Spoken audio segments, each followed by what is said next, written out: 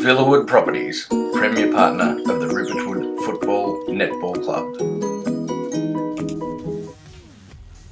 Welcome to episode 2 of The Tank. Hello, my name's Dylan Podolzak, and tonight we'll be covering all the action from the Romsey and Macedon games and all that's happening around the club. We will be interviewing Kane Murphy, who has returned after spending time with Sunbury Kangaroos, and also speaking with Jake Sutton to find out more about his trip to Alice Springs with the AFL Goldfields under-18 team.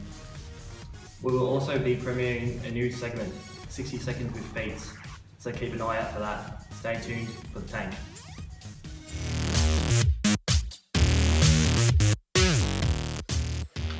Round 2 results in the seniors. Rupertwood 25 goals, 8 for 158, defeating Romsey 5-8-38, with Tom Podolzak featuring with 10 goals. Sees Rupertwood on top of the senior ladder. In the reserves, Rupertwood 13-17-95 defeated Romsey 5-6-36, with Alex McComple scoring 3 goals and another best on the ground performance.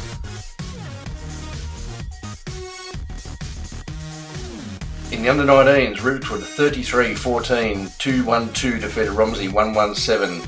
Jacob Shaheen with 10 goals as well for a best on-ground performance. He sees the boys move to top spot on the ladder. Rightio, we're here with the senior coach Nick Ash following today's comprehensive win against Romsey. Your impressions, Nick? Yeah, I thought it was a really good effort today. We applied the pressure early, something we didn't do against Sunbury, and we come up with a 7-goal-1 first quarter, and that sort of continued right throughout the day. Couldn't say there was any really standouts today, besides probably Toddy Podolzak, who kicked 10 straight, which was a really good effort. Otherwise, we had 22 contributors right throughout the whole areas, every area of the ground.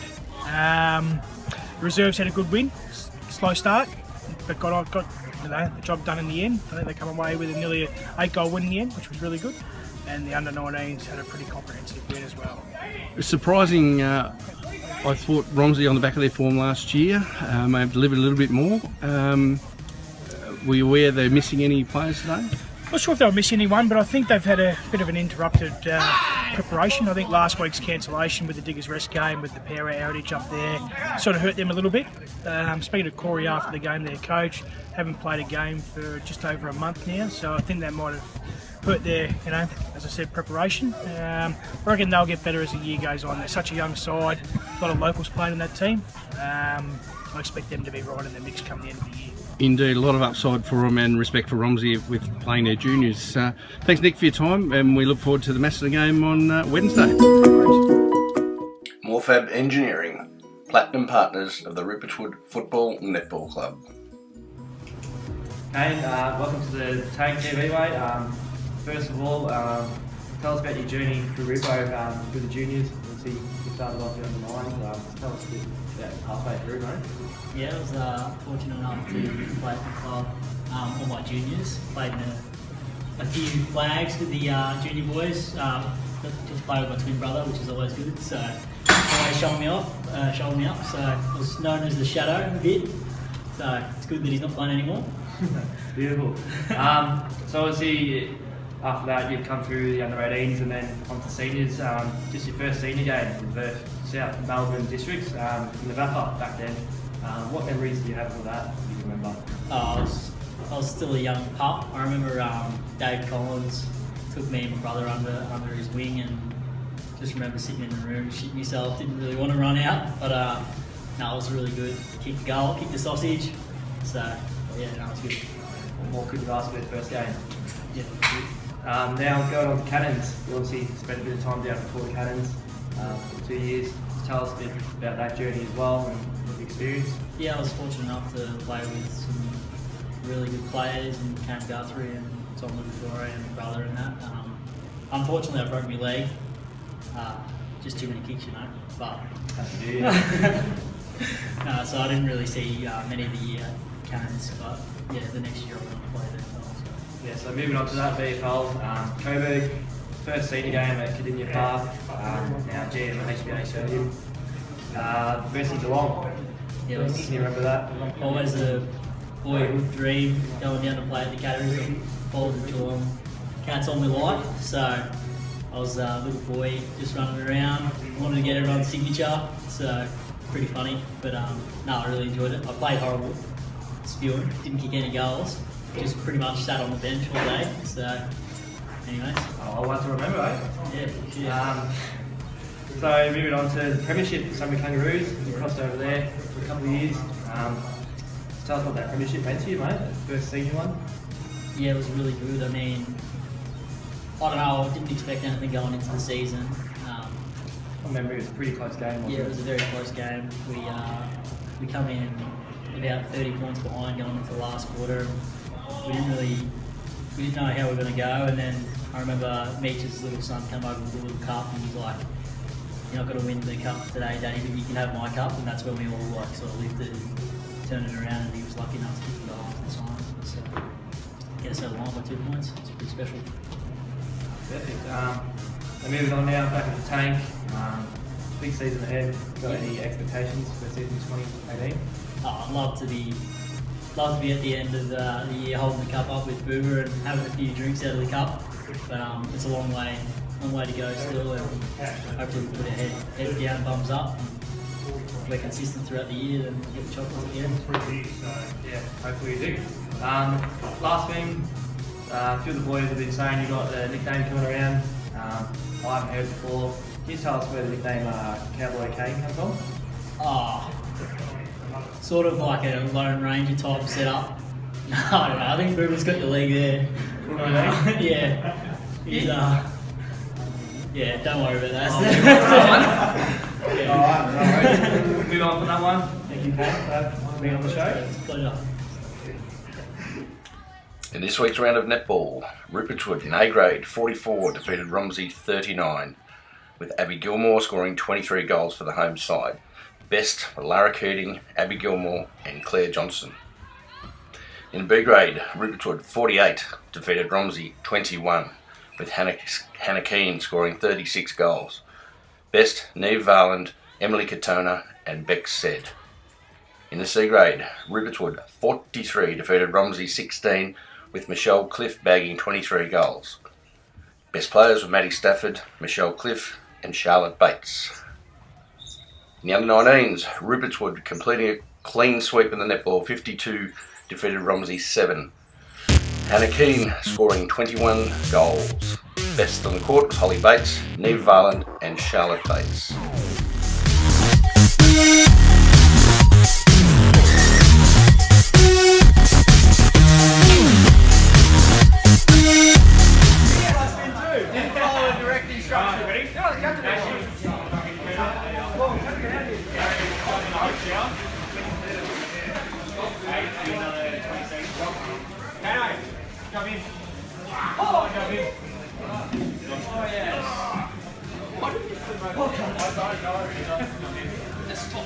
Give us a face, Jumbo.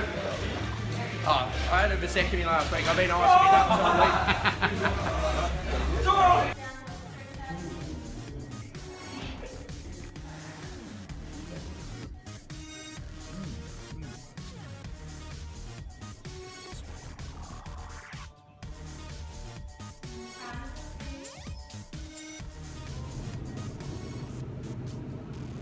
Jake, welcome to the Tank Mate.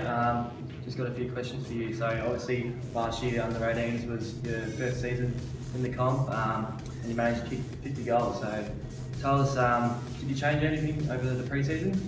So last year we had a pretty good year as a side. Over the pre-season, I decided to do a lot more running, try to get out of the ground. Thought I got a bit lazy last year, so I worked on stamina and all that kind of stuff. Hope to go up in midfield this year. Yeah, perfect, mate. So obviously you were selected in the AFL Goldfields team, going to state to play against Darwin, was it? AFL Central Australia. Oh yeah. So tell us about that, grounds, conditions, opposition, what was the experience like? Yeah, it was an unreal trip. We think we went up for 5 days over the school holidays. Went and visited Uluru the first day. Got up there from 16 degrees in Melbourne to up and 30 degrees up there. And then having to play at 5 o'clock the next day was pretty unreal.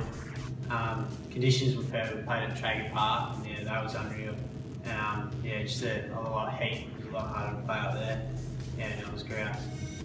Now your old man, Brucey Sutton, is taking on the under 19.5 coaching job this year, first time. Tell us what's it like having your old man as a coach. Yeah, there's goods and bads about it. Yeah, I have a few arguments every now and again over just everything, but yeah, no, it's alright. It's not too bad.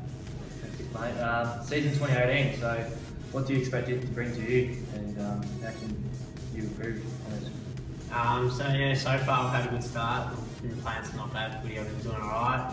Hopefully push up, try to play some senior footy, do some youth league and all that kind of stuff. And yeah, hopefully end goal, try and win a flag. That's it. Perfect, mate. Exciting times ahead. Thanks, Dill. Thanks, Ernest. Eagle Print Group, platinum sponsors of the Riverwood Football Netball Club.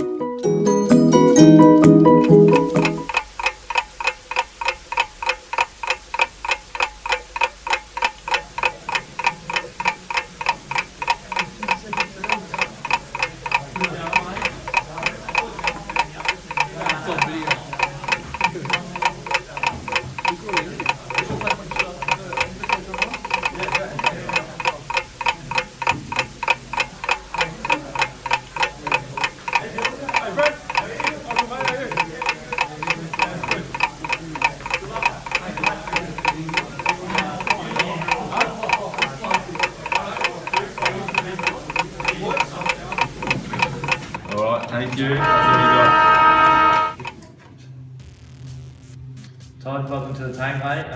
Thanks, mate. Obviously, you had a good game against Romsey this past weekend, kicking 10 snags. Yeah, that's it, mate. Yeah. Ten of the best, thank you. You're gonna give me more than that. I was playing with. So, yeah. Pick up. Alright, so Yeah, the ball delivery in was coming good from the midfield and the back, so Yeah. the team effort though. Anyone could kick 10 that day, so. oh, yeah, beautiful. So obviously in the 10 goal club at Rippo, we have Lee Brennan, Brad Sangers Whitehead, and also Cameron Corey. Yep. So how do you feel about joining that club, mate? Oh, fantastic. Fantastic. You get a card or anything, or? I'm not sure about that. We might have to see the press and get you one. So obviously your nickname that you've self-called is Snags. No, that's self-called. The league gave it to me. Lee gave it to you. Yeah. So is that why that? So kick snag. Fair enough. So I guess 10 goals, you can do what you want. Call yourself Snags. So thanks for coming to it. Oh, thanks, mate. Appreciate it. That's about it for the week on the tank. Thanks for watching. Don't forget to visit our website, Facebook page, and more importantly, RFNC TV on YouTube for all the information on what's happening around the club. Also, don't forget to cast your vote on our Facebook page about embracing the shark. Stay tuned for Yindi and Tara for the RDFNL football and netball shows.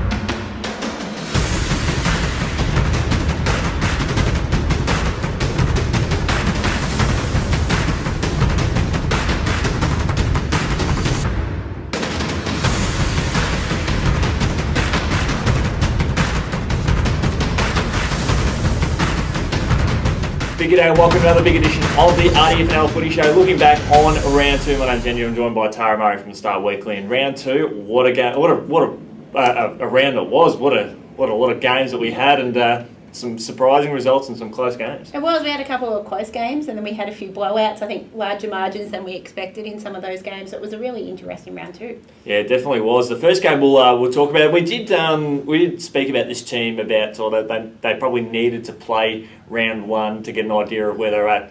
I'd hate to think what it'd be like if they actually had more practice heading into this game, because they Diggers Rest taking on Broadford and kicking over 40 goals on their home deck on Saturday afternoon. It was, I think, obviously we spoke about Diggers Rest, and I thought they'd come out firing having missed round one, and I think we'll talk about Romsey a little bit later on. They struggled having missed round one, but Diggers Rest didn't miss a beat, and they don't have their full side either. They had 5 first gamers, including a 16-year-old, play on the weekend, and they kicked 45-18 to 288 to 3-3-21. So it was an absolute demolition.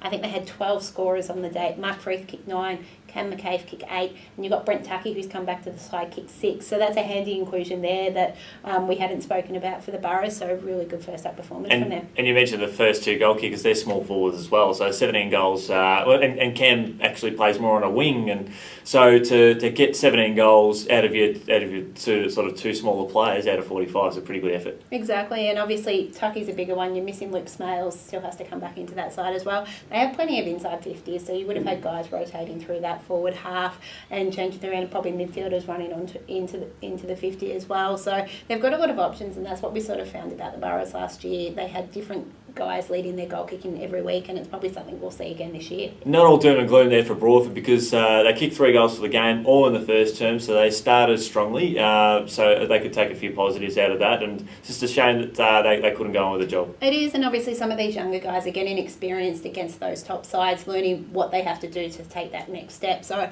it is a lot about development for Broadford this year again, so they'll take that and learn this is what we've got to do to take that next step. Now, one of the games that are around, there are 2 big games that did happen over the weekend that went down the wire. But it was Wallen 126 defeating Riddle 14-15-99. The great thing about this contest is that there was more than 3 goals of margin in at 3/4 time, and the Pies kicked 10 goals in the final term and to come away with a really big 27-point win. Yeah, that was the difference in the end, was that final quarter. The Magpies ran over the top of the Bombers quite easily. As you mentioned, it was 10 goals to 2 in that final quarter. So there was a lot of positives for the Magpies coming out of that. I think the Bombers would be a little bit disappointed. They're now 0-2, traditionally slow starters, and they're finding that way again. So obviously probably some positives out of that for both sides, but Wallen would be pretty happy with that win. And I know Dan Nolan, having been in touch with him during the week, that's the best win that he's been involved with as a coach, and I wouldn't be surprised as a player as well, given that they were up against a red-hot side, and they had a point to prove. It was only 12 months ago that they did lose one of their mates, Barney, and they did play the Bombers in round 2. They come away with a win there. So to be able to beat Riddle twice is fantastic, given that they haven't had success against them for a long period of time. And to do that on their home deck, and Josh Barber, absolutely sensational. I think there's just a lot of great things going on at Wallen this time around. It is, and obviously for them wanting to make finals this year, you need to beat sides that are going to be around the mix, and Riddle is obviously one of those teams. Yep, fantastic. And what can we say about the Bombers? Two losses in a row, that's pretty concerning. It is, and obviously they've got a big match coming up this week as well. So for them, but they started slow last year. Yep. They had a terrible start last year. I think they were 0-2 last year, and I think they were 1-3. So they had a really tough start last year and were able to build. So hopefully that's the case with the Bombers again. They do have a lot of talented players. It's about just getting it all together. And you look round one, they only lost by under a goal. Yeah. So they haven't been completely out of it. A game that certainly caught everyone by surprise. It was Rupo 25-8, 158 to Romsey 5-8-38. We knew Romsey were probably going to go in a little bit underdone, having not been able to play that game in round 1. But that sort of margin, that is frightening. It is, and I don't think Rupert's would have expected it, and I don't think we did. I think from what I can gather, Romsey hadn't had a game for 5 weeks. Their last practice match was 5 weeks ago, so that really hit them hard. Obviously, Diggers Rest came out firing. Romsey struggled a bit. Speaking with Nick Ash, he said the game was probably closer than what the scoreboard showed. The Redbacks put on a lot of pressure all day, but in the end the Sharks were too good, and they're another side that's still got several really good players to come into that team. Have we seen the best of Rupo already, or there's still room for improvement? I think there's still room for improvement. Obviously, you've still got a number of key guys to come back in, and they're building. Their focus is, come the end of the year, they're looking to go one better than last year.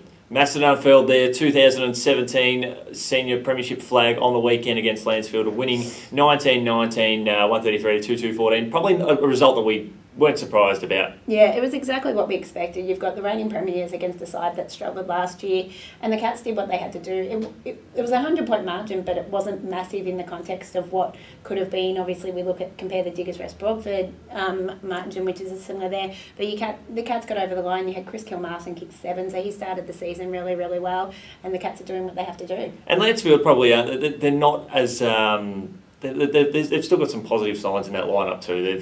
They're still getting used to gelling. Probably haven't, like Romsey, haven't had the time to play a lot of footy together as a group, and they'll take time to gel. And I think they showed a lot of positives on the weekend. It is, and obviously they've brought back a lot of local guys to the club, and that was the thing for them this year, was to get local guys back into that club, help that rebuild, and then the next 2-3 years they can look to launch to that next level. Sunbury Kangaroos jumped on the winners list for the first time in 2018 with a 161 to 9 win over Rockbank. The Kangaroos celebrating good old Matty Welsh's 250th game, and they did it in style. He kicked a few goals as well to celebrate the occasion. It was, and from what I've been told, just the second player to play 250 games for the Kangaroos, so a massive milestone out there. Martin could have been quite a lot bigger.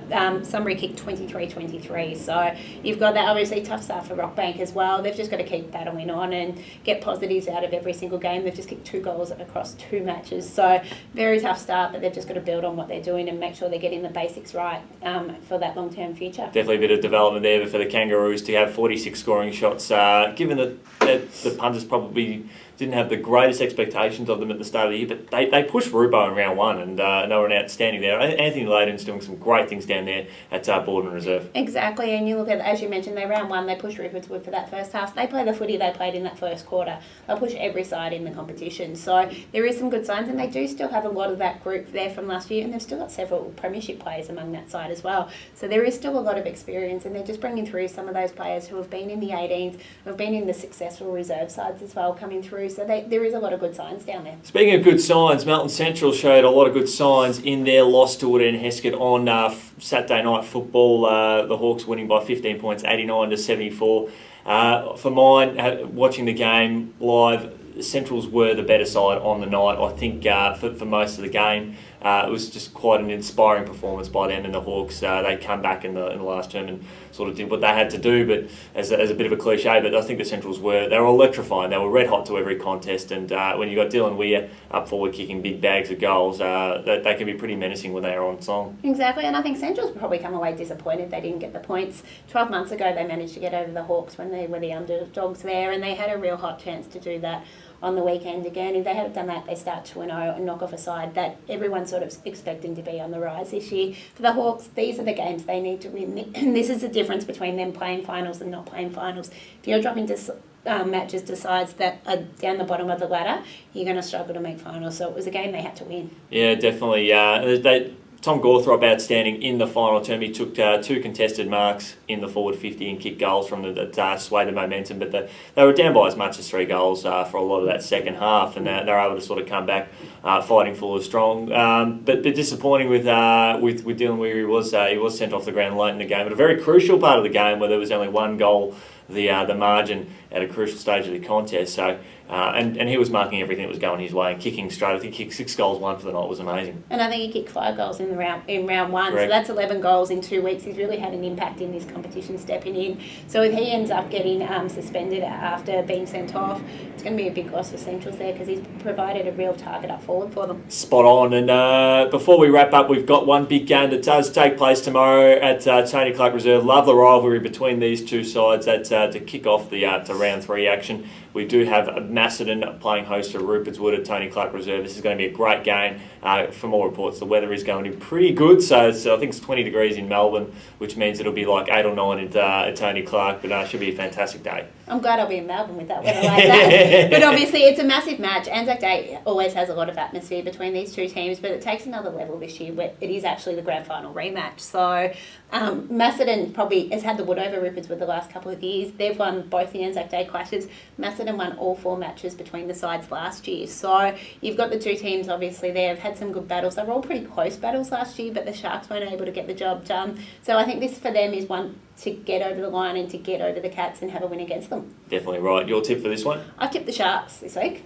Yeah, I have tipped the Cats to win this one, so they'll clearly go down the record books as that. I think they'll be just a tad too strong, but hey, it's going to be a great contest given how Rupo played on the weekend. I think it's just going to be one for the ages to watch. Exactly, and I think while we're talking about the Sharks, we better mention that they've got one of their players trying to take your job on this footy show. Oh, I know. Oh, how good the Shark, the Tank. It is all happening over at the Tank, isn't it? That's Yeah, good old Lockie Muir. I think I'm going to be out of a job by the end of the season. But how good was that watching that last week? It was quite good. We obviously talk about a lot of the results and that, but we got an insight to what is happening out there at Rupert's Wood. Sounds like a lot of work on their facilities and some brand new showers, which I think a lot of, not just the Sharks will be happy, but a lot of opposition teams will be happy as well. So a lot of good things happening down there, and they've obviously now got their own football netball show that's going to be on every week. I think they've got their own YouTube channel, yep. RFNC I think it is. So Yeah, yeah. so obviously another footy show for people to tune into as well. A bit more competition as well. They get paid the big bucks down there. But I love watching that interview there with Nick Ash because Ash has sort of been around footy for quite some time. It was really good to watch, just get more of an insight into what he's achieved in footy and what plans he has